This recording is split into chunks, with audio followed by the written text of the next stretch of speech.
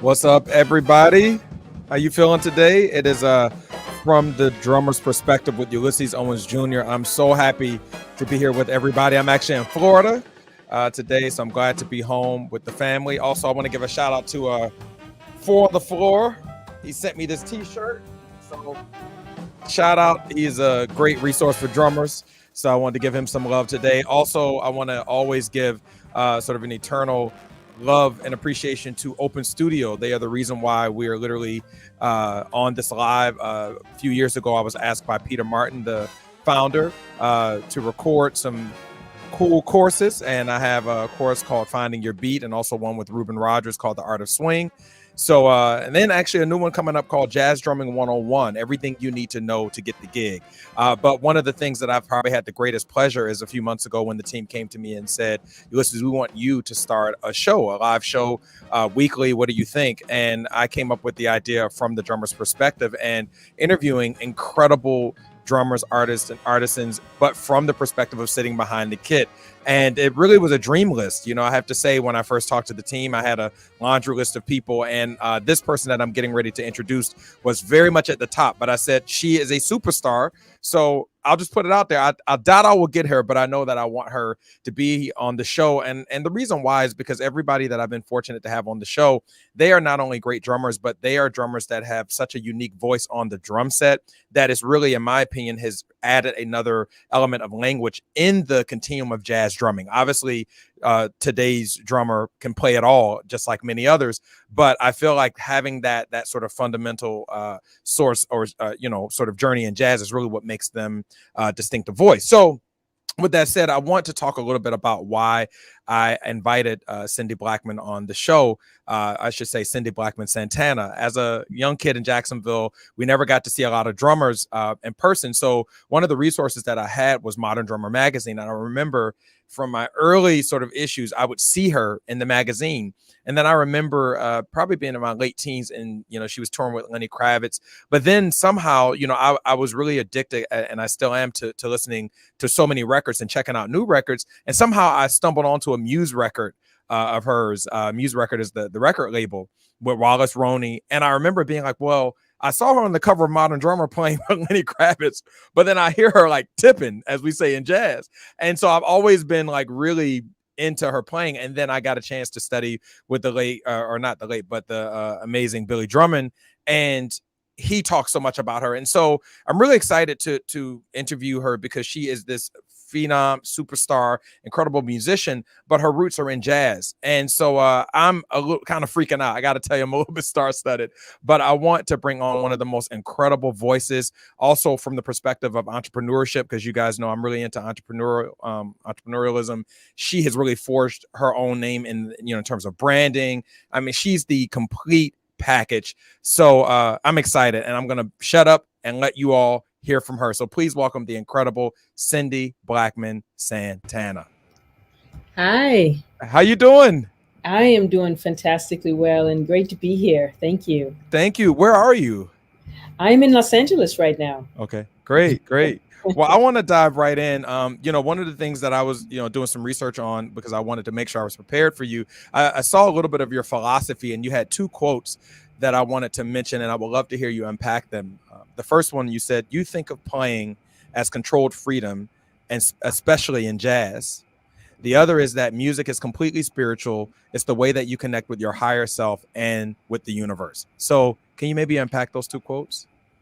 Oh my goodness, yes, because the controlled freedom aspect is that when you're playing, especially when you're playing what I consider to be the most elevated and the most innovative and really the most challenging music, which is jazz. And when it's played right, I'm talking about, and when it's played at a certain level is what I'm talking about.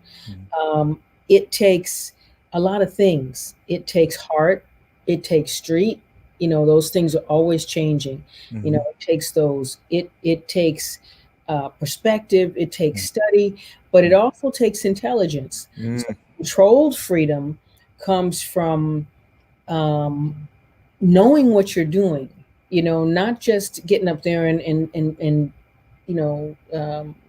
banging out some notes or playing something that has nothing to do with music, nothing tied to anything, nothing, connected to anything musical or to anything in the lineage, of the music. It's knowing where you've been, knowing where you are, and having an idea of where you want to go in the future, but having the confidence to allow where you're going to happen.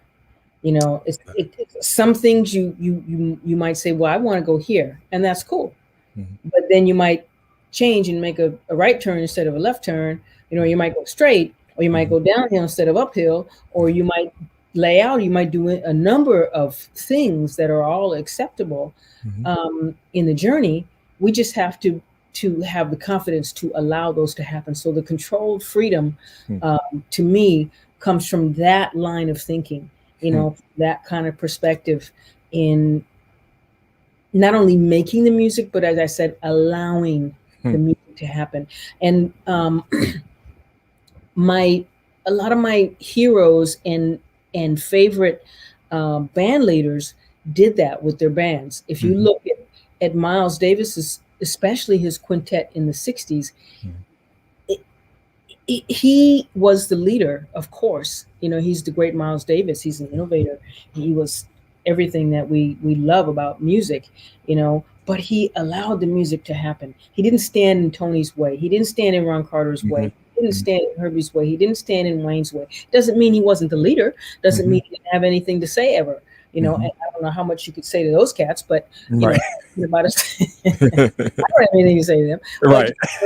About ilk, certain level. So, it being his band, he might say, well, you know what, I want to shorten this form, or I want to do that, or why don't we try this? And then you guys take off with it, whatever that was. And we do have some proof of that because there are recordings of some of their sessions. So we can kind of, be flies on the wall and really learn. We can read the books that they've written. Herbie's beautiful book is narrated by himself, which is great because we can hear all the inflections and we can really get a feel for what happened. So, we're very lucky that we have a lot of things to study and nurture us in the journey that we're on. And so the controlled freedom is all about all of those things. I love it. Absolutely. Great.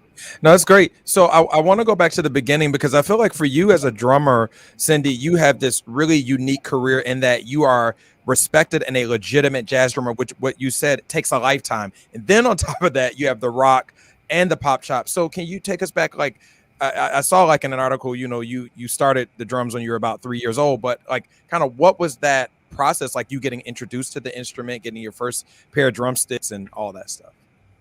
I was too young to really know anything about anything. I didn't know what a tour was.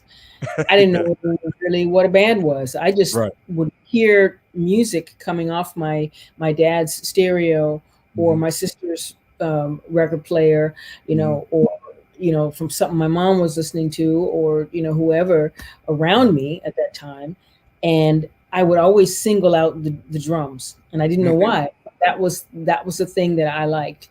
That was the instrument that always called me. Wow. And I was very curious about that instrument. And I was like, "What is that? That one that's doing that stuff? I like that. Whatever that role is, that thing that one's doing, that's what I like." Yeah. And then, my mom, she had a wonderful job with this gentleman whose son was a drummer, and they had a pool party and invited our family over to their home. And I had to go to the restroom. I went to the restroom and I had to walk through their family room. And as I walked through the family room, my eyes got like this big because I saw this thing that I was like, whoa. And it was beautiful. Wow. I just walked over kind of slowly, and there was nobody with me, but I didn't want to breach anything. I didn't really want to touch it, but I had to, so I was like kind of touching it, checking it out. And there was this drum kit, and I fell in love. So I was able to correlate what I was hearing with now what Mm. I'm seeing, and I'm like, wow, that's like a spaceship. You know, you sit behind that and you do all that stuff that I'm hearing, all Mhm. those beats and rhythms, you know, that are created. One person is doing that, so it really, really blew my mind. And Okay. then my older sister was a singer. I Wow. went to a rehearsal with her at our high school in our town, Yellow Springs, Ohio. And at Yellow Springs High, she was having this rehearsal, um, and I was kind of in the back just watching.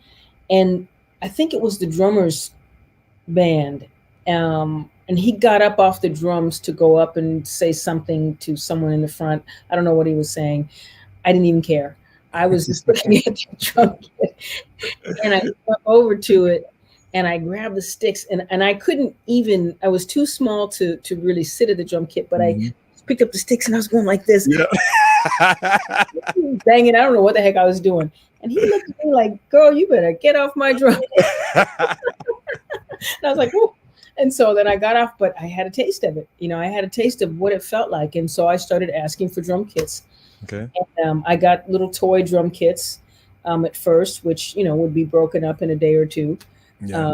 Um, but by the time I was um, 13 or 12, actually, and my parents realized that, okay, she's, you know, still asking for these things, and she's still begging, which is what I was doing. Mhm. I wasn't Mhm. asking, I was pleading and begging for drums. Mhm. And after about like a solid year of that, really, you know, um, unegotistical Hmm. begging, because I didn't care. I mean, I like that. I was like, you know, please. Yeah. So I finally got a student model kit, Okay. and that was great because that was at least more sturdy than those little funky, you know, Beatles kits that I was getting, the Sears and Roebuck's kits, Mhm. those little things. So I finally got a student model kit, and then when I was, you know, really ready to move on to another kit, I got a babysitting job, which was the next year when I was 13, and I got a babysitting job. Babysat for an entire summer. I didn't spend one penny. I made $30 a week, Wow. and the people who I was babysitting for were so sweet, and they were saying, "Well, you know," and I guess they were trying to tempt me to see if I was really serious about this drum thing, Mhm. you know. And they said, "Well, you know, school's coming up, and you need clothing. You could do a lot of school shopping and get a lot of clothing." You know? Yeah. And I, no, I want Yeah. drums. And then I loved the woman. Her name was Pat. I loved her husband's car. He had this kind of silver blue VW that he worked on himself. It was like a hot rod. I Mhm. loved that car. And she said, "You know, 3 more years and you're going to be 16. If you Mm. save enough, you can buy Levant's car." Mm. Like, nah, I Yeah. You're like, I want drums. want drums.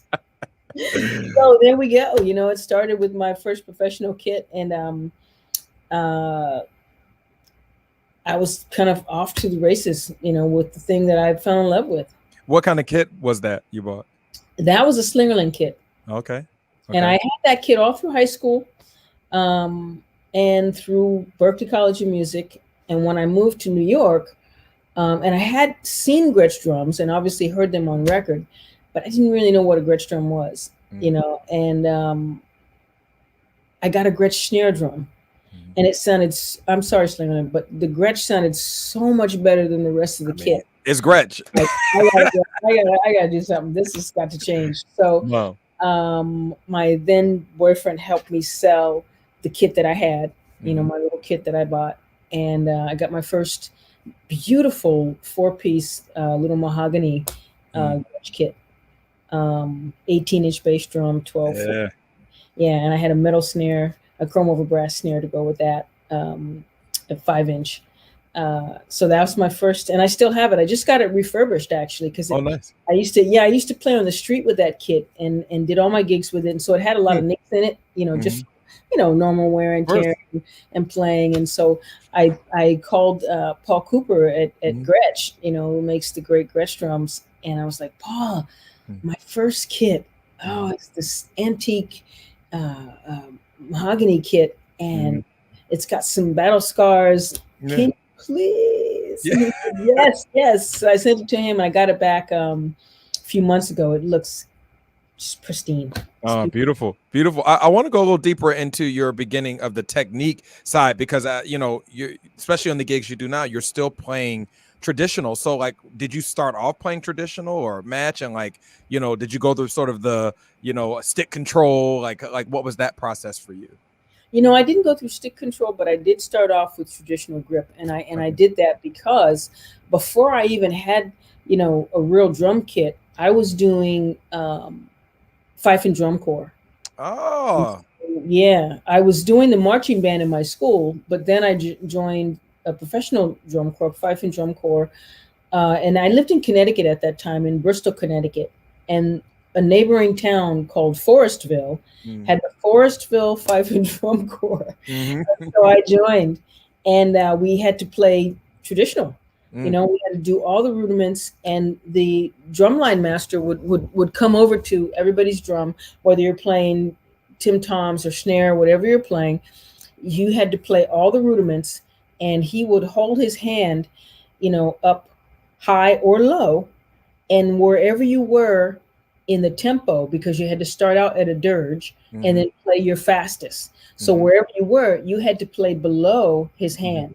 And Mm-hmm. if you raised his hand, you had to raise your sticks Oh to wow. that level without hitting him, Yeah, wherever you were in the tempo. I And love it. so that was incredible training for me, you know, really got my hands together Mm-hmm. really, really well. I'm really grateful for that. So you know, I got to do that very early on. I was still only like 13 at the time, you know. So that was a, actually, no, I'm sorry, I was 12. It was before I had my professional kit. Yeah, I was like 11, 12, Mm-hmm. 11, 12, 12 at that time. So it's like, you know, really a great thing. So I started out with that. And then when I started seeing drummers, um, the ones that I liked the best, they played either both traditional and Mm-hmm. match, or they played traditional. And I the first great drummer that I saw live, wasn't the first great drummer that I heard, Mm-hmm. but the first one that I actually saw was Max Roach. I mean, I'm sorry, was Buddy Rich. Max Wow. came a little bit later, Okay. but Buddy was playing with his big band. Again, I was living in Bristol, Connecticut, and there was an amusement park called Lake Compounds, Mm-hmm. and my friends and I went there uh, like one Sunday during the day, and we had all these little tickets. You know, our parents gave us money for tickets to do the rides, and you know, all get the candy or whatever, cotton candy or Mm-hmm. whatever it was that we liked. And I heard some music, and my friends were, you know, doing their thing. And I'm like, wait a minute, I hear music. And so I went over to this separate building, you know, that I guess it was the ballroom for Mm-hmm. Lake Compounds, and I thought I could get in with my ticket. So I gave I Mm-hmm. went like this to give the person a ticket. And then she said, "You can't come in." And I said, "Why?" And she said, "Because you're a minor. They're serving alcohol in here." And I was like, "Oh man, I want to hear this music." Mm-hmm. I heard some drums happening, you Right. know. And so I went around to the side, and I peeked in the window, and I saw this, you know, what I called this old dude on, and he was just Yep. Yep. Yep. hands aplenty, and I was blown away. I went to school the next day, and I said to my band instructor, "I saw this old dude who had the fastest hands I've ever seen. His hands were incredible." And he said, "Where?" And I said, "At Lake Compounds." He said, "Do you know his name?" And I said, "No." And he did some checking. He said, "Cindy, that was Buddy Rich." And that was my first introduction Wow. to Buddy Rich, and he was playing traditional, and Mm-hmm. I was like, "Wow, his traditional grip, that is Yeah. killing." You know, Wow. so I got to see Buddy Rich, you know, at a very early age. You know, very early on, I got to see him, and you know, then I was listening to other drummers Mm-hmm. uh, on record, but eventually I was able to see some other drummers, you know, which was invaluable as well. That's so interesting. So last week I had Sherry Miracle on, who you know, plays for the Diva Orchestra, been in the industry for 30 years, but she also saw Buddy play. A few weeks before that, I had Matt Wilson on. He saw Buddy play, and I say it's interesting because even the clip I posted of you earlier today on my Instagram page to advertise today's interview, I can tell when drummers, I feel like, saw him, because there's a focus and precision that you all have, particularly with the snare drum. And so, yeah, and I know obviously Tony, which we'll talk about in a second, is a huge, mentor and inspiration for you. But I always feel like the people who actually got to see Buddy, there's something about precision and power that you all sort of get from, I guess, being able to experience his playing. Well, Buddy was a swing drummer, but he was also, he wasn't a bebop drummer, but he was kind of a bebopper too. Yeah. And all those cats use the snare drum as the initiation point of whatever you're doing. And that comes from like playing the Charleston, because all that time was initially kept on the snare drum. Right. So the snare drum, it makes me sad sometimes because I see newer cats who don't have any connection to that. Yeah. You got to be connected to the snare drum. That's the lead. Right. Right. It's like starting everything in second gear, but you never start in first gear. Yeah. Yeah. Snare drum is your lead off. Right. That's where you get everything from. Yeah. So but all the bebop cats, they all had that. All the swing drummers had that. If you look at all the stuff that and style aside, but if you look at like Chick Webb, if you look at Sid Catlett, Big Sid, he was like a snare drum master. Right. All those cats, Art Blakey, all the cats, they all did that. They led from the snare drum, Buddy included, even Gene Cooper. So it's like that's one of the connections and connectors that we need to have and that we need to keep in order to really push this lineage and take it into the future in a way that not only makes sense, but has the lineage tied to it, has the history tied to it, which gives it so much validity. I love that you said that, because I often ask drummers, particularly those that got a chance to see Max and, those that really built this music, what do they think is missing from today's jazz drummer? Because I saw another interview of yours where you identify as a jazz drummer first, right? Still, is that sort of the bedrock for you, right? Absolutely. Yeah. So then, with the snare drum, like, what do you also feel about like the ride cymbal? Like, how do you feel about, like, in terms of the evolution of that? Do you feel like it's retained its luster in our generation, or do you think that's also kind of being lost? The ride cymbal or the snare? Well, I would say the ride cymbal, just like how you talk about the snare. Yeah. In some instances, it gets lost, and it shouldn't, because that became the lead. When the time was taken off of the snare drum, it went over here to the ride. The first went to the sock cymbal, and then it went to the ride. Right. So its importance is really paramount in our sound. It leads everything. So when you play everything from that, and when you're playing off of the harmonic structure and off of the melody, then you sound as musical as, a beautiful sunrise. I like that. And I don't care how fast you can play. I don't care how many triplets you can do at this speed or that speed. I don't care how many of this you can do. If you're not doing that as a basis, then I think that the music is not being served as well as it should be. That's so amazing. I'm so glad you've said that, because I think sometimes when drummers like you have such versatility, I find that sometimes we let go of the tradition. So it's really cool to hear that you're very driven and still connected to that. With that said, what about your gigging journey? Because obviously you've played with, everybody from Pharoah Sanders. I see, like, Cassandra Wilson. I've seen, obviously, rest his soul, Wallace Roney, and so many others. Like, so what was that journey like, sort of, hitting New York City in the 80s, Oh my gosh, that was really, really incredible. Coming to New York was amazing. And, you're mentioning Wallace. He had already been to New York. He had already started playing with Art Blakey. So he knew cats. I didn't know anybody.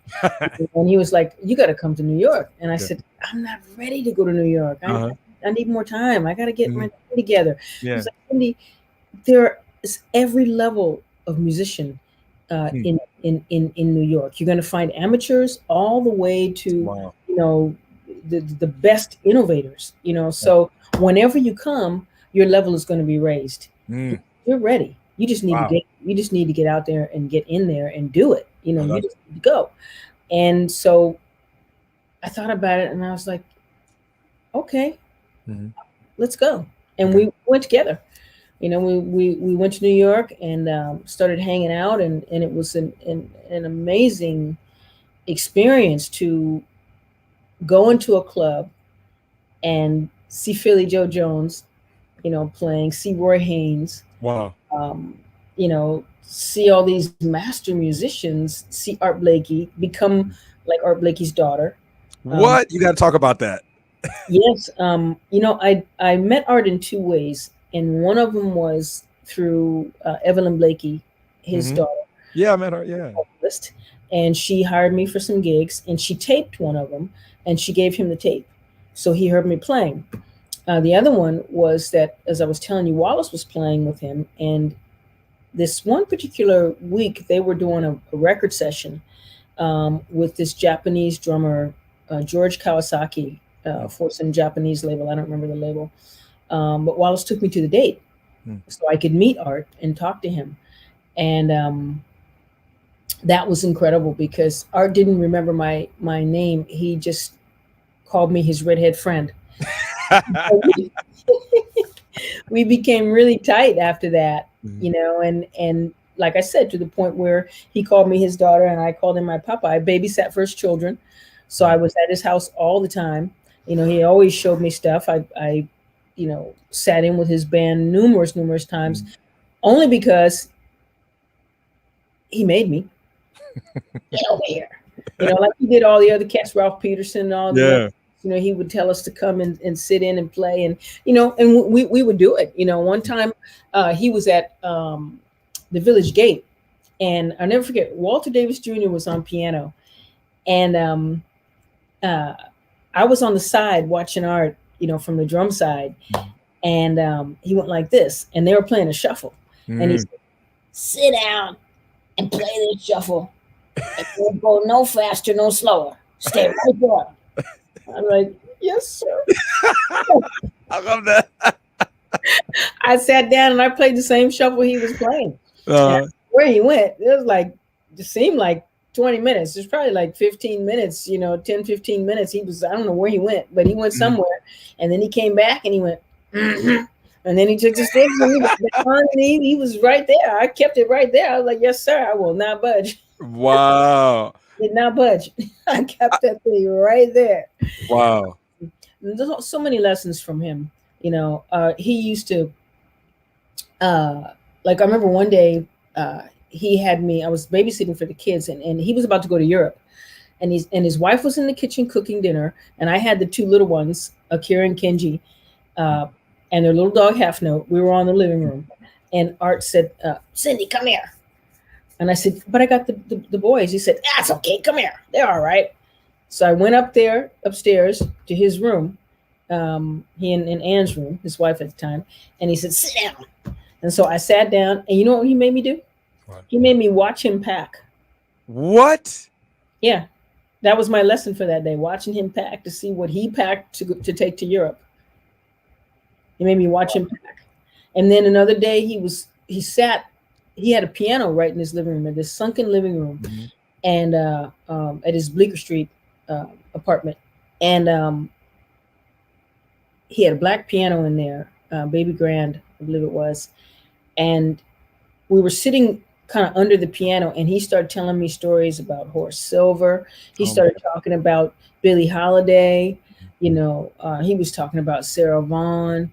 He was talking about all these cats, you Mhm. know, and he talked about drummers. You Mhm. know, it was just, I mean, I'll never forget those moments because I learned Wow. so much. And the thing about Art Blakey was that when you left his presence, you felt so incredibly proud to be whoever you were. You Mm. know, if you were um, a white violinist who liked to wear uh, flip flops, you felt so proud of that. You know, in Wow. my case, you know, um, black young black woman drummer. Uh, all the things about me, love jazz, whatever those things are. I felt so proud of Mhm. that, you know, and so honored to say, okay, I'm on the path of this lineage, because it's such a beautiful history of this music. Wow. Art really made you know that you have value. Yeah.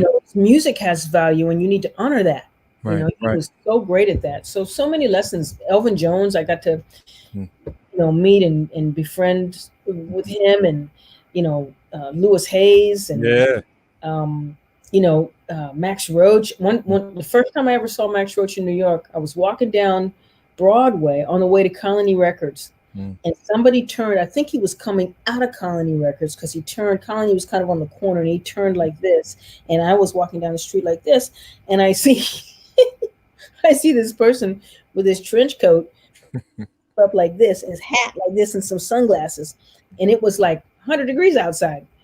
Like, like 500 degrees outside, and there's somebody with a trench coat pulled all the way up here, so big, hat, and then some sunglasses, and I was like, "It's Max Roach!" Flipped me out. Yeah, it was incredible. I saw Max like that. It's the first time I ever saw him, and I got to he saw me play a few times, which was great, and he gave me some wonderful comments.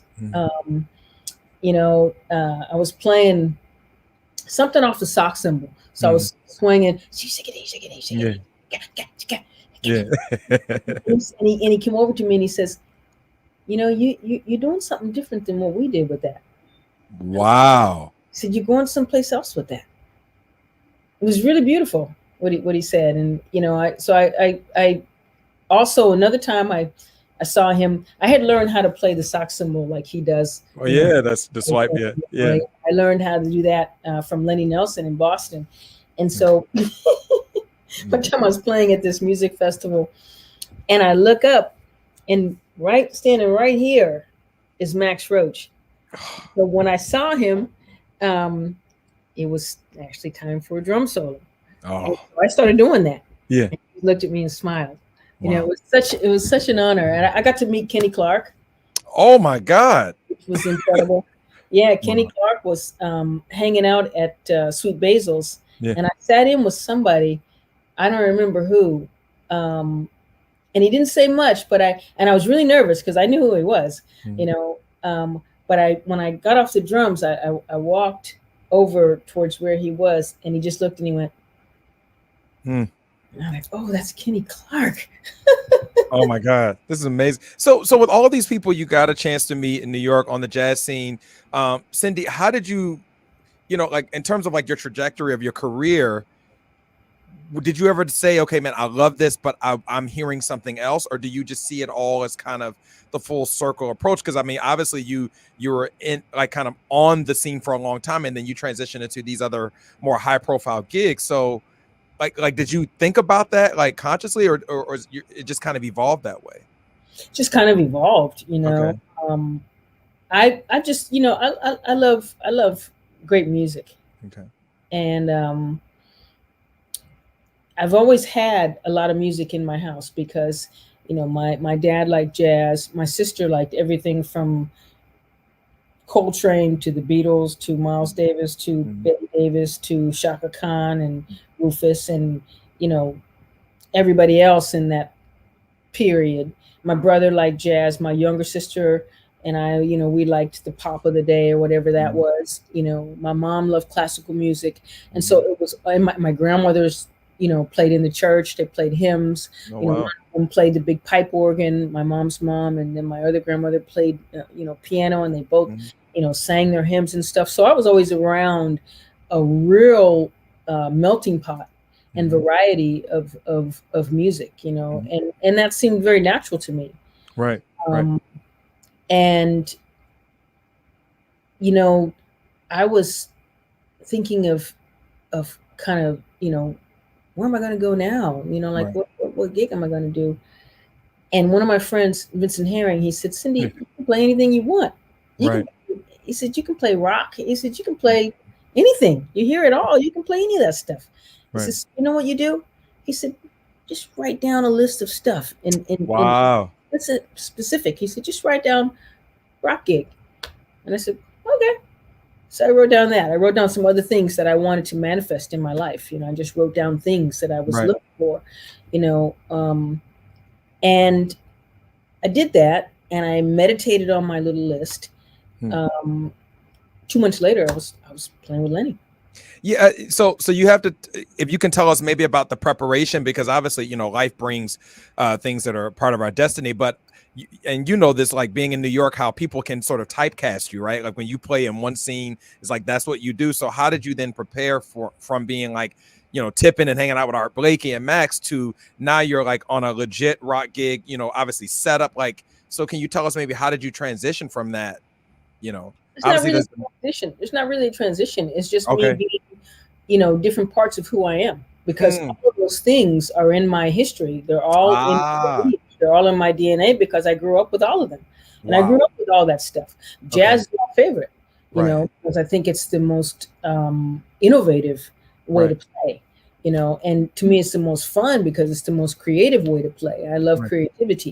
You Right. know, um, the adjustment was just figuring out, okay, this is how you satisfy this gig. Right. Right. This is what you do on this gig. And even though I'm hearing this that I want to play, I'm not going to play it on this gig because Mhm. it doesn't satisfy this gig. But that's okay. It's in my head. And Right. so, I mean, I never stopped. I can't stop being Cindy. Right. A creative person is how I was designed to be. I just can't Mhm. stop being that because I love that. Right. So I never stopped doing what I do. Right. I Right. would play with Lenny, and we would do these long rehearsals periods and then tours. As soon as we were done, I was back with my band. I was in the Yeah. studio recording. I never Yeah. stopped recording. I never stopped Right. playing. Right. Never stopped doing that because that's that's what I love. Did you, what about like kind of being a little more technical? What about touch? Because I know like I spoke to Steve Gadd one day and he talked a lot about how he never changed his setup with all these various groups, but he did make sure that obviously he altered his touch. So how do you go from, you're with Pharoah, and even though I know Pharoah is more intense, to now you're rocking out with Lenny? Like, so did you have to make more of a technical change or different size sticks or any of that kind of stuff? You know, um, I was playing big sticks already because Ah, okay. I like Tony Williams, and so I was playing Tony Williams 2Bs. I actually Wow. went to a smaller stick because I Wow. wanted to refine my sound. So I went to a smaller stick when I was in the course of Lenny. So maybe after my first year or so and a half with Lenny, I went to a smaller stick because I Hmm. designed my own stick, Hmm. and that was smaller than the 2B. Um, but there's an attack change, Hmm. sure. There's an attitude change because Right. it's not the same music. It's Right. not the end game is not the same. So the way I think about the music is definitely not the same. You Mhm. know, the way that I want to satisfy the music is the same. My intention for satisfying and my desire to satisfy the music is the same no matter what music I'm playing because I want the music to come off Mhm. in a great way. So Mhm. that doesn't change. But the needs of this band or this music or that music are different. I did a session one time with was one of Wallace's dates actually, and it was with Ron Carter on bass, Mhm. and he said every situation has its own needs, something to that effect. Mhm. And he's right. Everything has its own, like, you know if I'm, hanging out with my younger sister, there are things that she likes to do Mhm. and that I like to do with her, Mhm. as opposed to hanging out with my older sister. There are Right. other things that she likes, so we Right. do Right. things together, and I love all the things that I do with both of them. Right. They're Right. different because they're different people, and they Right. have different needs to be satisfied in terms of what they like, what they want, Mhm. what they're interested in, what's important to them, Right. where they see light, you know. Right. So I look at each band situation like that. Right. What is the core that I need to really engage in to Mm. satisfy this to the hilt, and then Mhm. push it over. Uh, What is that I need to do? And so with Lenny's situation, um, I believe I found that, you know, and enjoy doing it because it's a great feeling play for 100,000 people, Yeah. and you see the first person that you can get eyes on in the audience, and the last person who you can't even see their eyes, Mm. but you see that they're moving and they're dancing, and Mm. they're dancing because of what you guys are doing. Right. What you on drums is doing, what the Mhm. bass player is doing, what the guitar player is doing, what the keyboard Mhm. player is doing, what the vocalist is doing, what Mhm. the horn players. You guys are making them feel, Mhm. and so I like I like doing that. No, I love that. I love that. I have some questions from some of the audience members who are with us. We have Caleb Barkley, who says, "What's up from Orlando?" And he really wanted to know about the Tony Williams and Alan Dawson stuff because he said he got a chance to see you in Chicago, and I think TL also wants you to, talk a little bit about that as well. I know Tony's name has come up quite a bit, but do you want to share maybe any cool things you learned from them or any lessons from, Tony Williams and Alan Dawson? I'm still learning from them, especially Tony. I'm still learning from that guy. He left such an incredible musical legacy Okay. and lineage, and so many choices, Mm-hmm. so many different sounds with the different periods, so many different innovations. I'm still going through that stuff. I Mm. mean, that's like, a life study. That man just, you know, you talk about super genius. He's like a super genius, you Mm-hmm. know, super genius times three. Yeah. Um, so so many things from Tony, and to back up and start with Alan, because Alan was Tony's teacher too. Right. I went to Alan, and Alan said, "Well, what is it that you want?" He says, Mm. "What do you want from me as a teacher?" He says, "Because you're already professional, you can already play, you're already gigging, you're doing your thing. What is it that you want?" And I said, "Well, I want to learn how to comp better. I want better Mm. technique, you know." And he said, "Oh, no problem." So he just started me out in his books, and I played through different exercises, and he would tell me how to play it this way. And when I made my first mistake, that's where we started. Wow. He said, "Okay, we're Wow. going to start here because you made a mistake right here. So we're going to start here." And he waited until he heard me make a mistake, and he was like, "Yeah, that's where we start." And Wow. you know, we went through a bunch of stuff which I actually still use as part of my practice routine today, Mm. for the comping and for the agility and all that. And then we went through his ritual, his rudimentary ritual, Yeah. and he gave me a very high compliment. He said, because the only person who learned it as fast as I did was Tony. You Woo! know, Wow. but I was really driven to get it.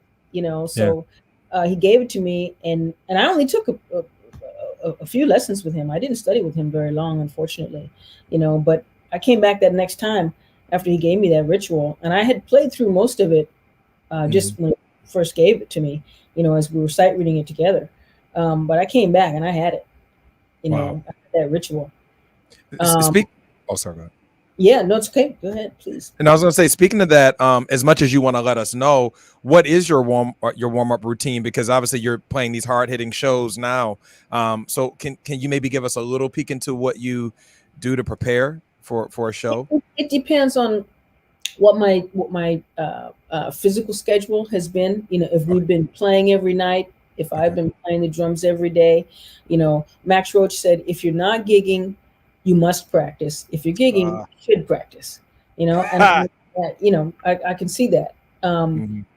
But so it depends on how long it's been. If I'm just coming off of a rest period and I haven't been touring, I'm going to be doing a whole lot. But I do the ritual. Okay. Right. If I don't have time to go through all 11 pages of the ritual before I Mhm. play, which many times I don't, because right now we're touring. So when we're on tour, I do a modified version. I just pick some of the key rudiments that for Mhm. me um, are the main ones that you need to really set your hands straight. And I like to do a lot of um, the ones that self turn around so that your hands are even. So let's say you're going to play something in 7. because that automatically turns around to the left hand if you're starting with the right hand. Right. If you're starting Right. with the left hand, it automatically turns around to the right hand. Mm-hmm. So you have to find ways to even your hands out. You know, Mm-hmm. so I do those. I mean, there are, if you want to learn rudiments, there are just some core ones that you need to learn in order to master every single rudiment. You know, you need to learn how to do singles. You Yep. need to learn how to do doubles. Yep. And I'm talking singles open and singles closed. Yep. You know, you need to learn, and when you can do singles and doubles, you can do a paradiddle. So Mm-hmm. you got a paradiddle. You need to do a rough. You need to do a drag. You need to do a Mm-hmm. flam. You Mm-hmm. know, so when you can master those at every tempo and play them like a roll, then you've mastered that rudiment. You know, Mm-hmm. and then you can go on and say, okay, well, here are all the other rudiments, all the Swiss triplets, all the Swiss rudiments rather.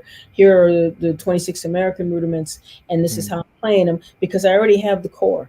You know, I Mm-hmm. already have the core of how to play these rudiments. So everything else is a variation. So Mm-hmm. once you get the core, then the variation is like some fun time because now you're able to just mix around and say, oh, well, a random cue is just this, or Mm-hmm. if I'm playing flamadiddles, oh, it's just this, or Mm-hmm. it's just this, or Yeah. it's that combination of this and this, or whatever the rudiment is. Mm-hmm. So first, to me, you need to learn the core, and that's Oh. anytime I've taught people that I've said to them, you know, first learn the core rudiments, and then the rest of them are going to be cake. I love that. I love that. One of our other audience members asked. Obviously, they talk about your Gretsch drum love, but they ask, are there any particular shoes that you wear when you play, or do you have an emphasis, or does it matter what kind of shoes you wear? For me, it matters because I like to be comfortable. I used to wear, heels, and I used to wear pumps. You know, the big heels. You know, when I first came to New York, but I can't feel the pedals like that. Yeah. You know, and I can't control the pedals as significantly as I want to with shoes that I can't feel the pedals with. So I play in sneakers because to me that's comfortable. You know, and my sneaker of choice right now is a Nike Flyknit. You must know the truth. Nike Flyknit, and they don't really make them anymore. I'm just searching for them. I found 2 pairs in New York. Okay. I got to find some more so I can stock up because it's a very comfortable shoe. But whatever the person likes, as long as their feet are comfortable. I've seen people play in, combat boot looking shoes and dress shoes. All different kinds of things. And as long as a person is comfortable and they can feel the pedals. But for me, the comfort right now comes from a sneaker because my foot is flat on the board. Yeah. So whether I'm playing heel toe or toe down, whatever it is, if I'm rocking, whatever I'm doing, I can feel that pedal. When I'm playing the sock cymbals, if I want them to swish, I know how to make them swish because I can feel the pedal. If I want to tighten it down, I know how to do that, because I can feel it. So, to me, comfort is the most important thing. So I go for that at this point. And, sometimes sneakers look a little goofy, but I don't care. It gets the job done. One of our other members, Warward Music, asked, when you compose, do you compose from the drums? Are you composing from the piano? What is that process for you? Could be either. Because I love harmony and I love melody. Of course, I love rhythm. But when I get to the piano, I start playing all these chords, or I might hear this melody and then I start from the melody perspective, or I might hear a chord and build from that, or I might hear a rhythm and build from that. So to me, it's everything. I might hear some rhythm in the rain or in a radiator. I used to always hear rhythms. Yeah, right. You hear something in the silence, even, you hear something in the wind, and it just makes you say, oh my gosh. Or, sometimes I'll hear something that someone's playing in a room down a hall or something. My ear is hearing a whole different thing than what they're really playing. Mm-hmm. So my head is hearing something other, and then I go and write down what it is I'm hearing, Yeah. and I'm like, well, that didn't sound like what they were playing at all. Good, but Yeah. what it made me go Mm-hmm. was to this other place. So to me, I think it's, again, when we're talking about like the controlled freedom and allowing things to happen. Mm-hmm. To me, I am much more creative when I allow my um, songs and writing to come out however it wants to come out. So Mm-hmm. if there's a rhythm that's piercing through first, then I allow that and build around that. Mm-hmm. If it's a melody that I'm hearing, okay, or if Mm-hmm. it's chords that I'm hearing or a particular Mm-hmm. chord, and I build around that. And then sometimes I just specifically want to say, all right, I'm going to go to the piano Right. and play some melodies, because I want my ear to be trained in that way as well. And then I just go and I do that and I work on that intentionally. Or Mm-hmm. I might find different rhythms and say, this is going to be from a rhythmic perspective, and I'm going to work off of this kind of thing. Or Mm-hmm. this is a ride pattern. What am I hearing under that ride pattern? Or Mm-hmm. whatever the case is. Or what am I hearing under the tone of these drums? Mm-hmm. Mm-hmm. What am I hearing around this? So Right. I think there's a lot of ways that we can find to express, not only playing, but the composition, if we allow it to happen. Right. No, I love that. Last few questions. I have to ask you, what is it like making music with Santana? I've been, looking at your IG page, and you're posting really cool clips every night. But can you just maybe give us a brief little, snippet into what that's like? And obviously, he's your husband, so how is that being able to make music with someone you love so deeply? Like, what's that process like in terms of or I should say, experience like daily? So. The experience of making music with someone who you love is incredible. It's amazing, because to me, music is like prayer. you Hmm. know I'm praying when I'm playing my drums. I'm praying Wow. when I'm on the bandstand. So to be able to do that with my mate, is like the most supreme thing. Hmm. um my mate, being Carlos, is incredible, because he's got an amazing Rolodex of music in his head, that he's heard from whenever he was young to now. And it's all stacked up in there. And he draws from all of it. So the places that he comes from when he plays, um, are very uh, depth filled. You know, he can play a melody like nobody's business. Hmm. And so to draw off of that kind of core, um, it really centers things musically. Um, so, I mean, these are things that if I was playing with him and we weren't married, I would feel the same way, Hmm. because that's what he does and that's who he Right. is. So it's really amazing playing with him, because he's got an incredible imagination. He's got great facility, and he likes to experiment with the music, but he is addicted to an incredible melody. He's Mm. addicted to an incredible tone. So the Mm. music never loses beauty. Wow. Wow. That's amazing. So with that said, before I let you go, and I know we're gonna play some of your music. What do you have coming up? What are you excited about? What are you looking forward to that you want to share with our audience? Oh, more and more of everything.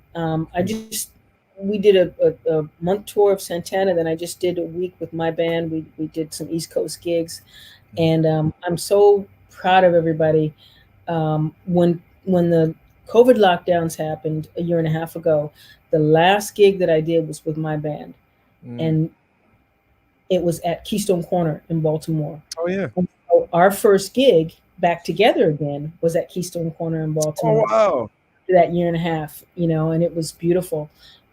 We've got Felix Pastorius on bass, who um, last name is great, but he don't need that. His last name could be Smith. You know, Felix is just such an incredible musician in his own right. You know, really, I love his sense of dynamics and musicality. He really listens to the drums. You know, he listens to everyone. You know, he listens to the drums. That's really a tight connection. You know, drums and bass. And so he's, you know, really a joy to play with. Mark Carey, the keyboard player. That's my dude. Yes, I've been playing with Mark for a long time, since he first came to New York. Yeah. He'd come out to our house and play our little upright piano. You know, we'd be writing songs and playing and jamming and experimenting. And, you know, so I've got a beautiful history with Mark, and he's so creative. I love playing with him. It's just fire, you know, and creativity. So those two have been staples. This time we were joined by David Gilmour on guitar. Oh, nice. And David, I played with in a trio situation, one of my very first trios that I toured Europe with. He and Matt Garrison some many years ago, and I haven't played with him since then. So it was such a great reunion to play with David. It was amazing. On a couple of the gigs, we were joined as well by the guitar player who has been in my band for this whole time, Aurelian Budnek. And so the two of them together was really, really amazing. It was very musical, you know, which is what I was hoping, you know, and the guys asked me, well, what are you looking for with the two guitar players? And I said, you know, what I love is I want an energy between you two that's seamless, like when Miles had all those three keyboard players, which is Brew, but everything fit together like this. Everything was seamless. You know, I want that, but I want the edge of guitars. So I want it to be seamless with an edge, a seamless edge. Cool. And that's where we at with that. And then another newcomer, Emilio Modesta, young brother on tenor and soprano. Just a beautiful musician already. He's 23, and he is like, his intuition and his musical sense is really, really astounding, because he's just kind of on another level than his peers already. Wow.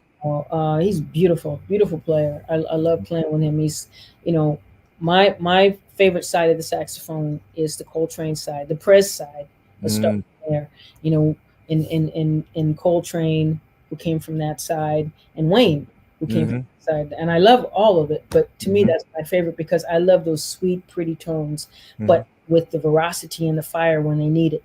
Right. It comes from that line, you know. So to me, that's like, it's like the ultimate, you know, and his sensibility is very much like Wayne Shorter, you know, which is really, really incredible. It's my favorite.